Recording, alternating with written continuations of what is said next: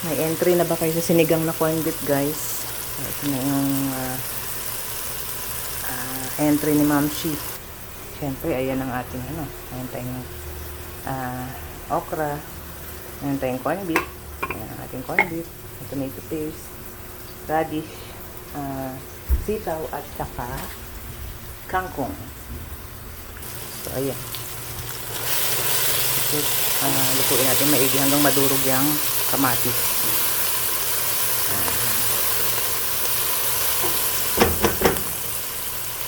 Lagyan natin tomato paste at gisahin natin maigi yung tomato paste.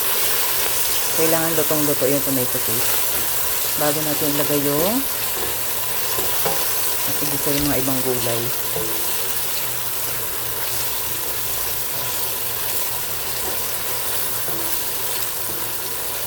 Lutong-luto yung tomato paste, tapos isusunod pa natin yung corned beef. Lutuin mo natin maigi yan. Guys, pagkaluto ng ating tomato paste, nilagay ko na yung corned beef. Higisa natin maigi. Isunod natin ang sitaw at radish. Ang sitaw at radish.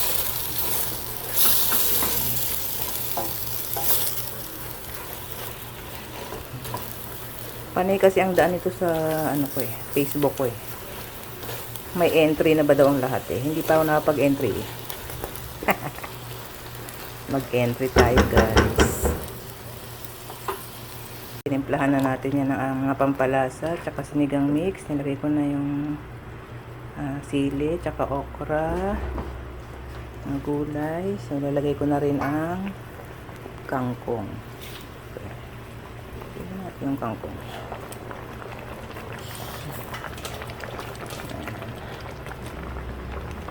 Ayan. At pagkaluto ng kangkong, okay na yan. Pinamihan lang natin ang gulay para masarap. Yes, may entry na tayo sa corned beef sinigang or sinigang na corned beef.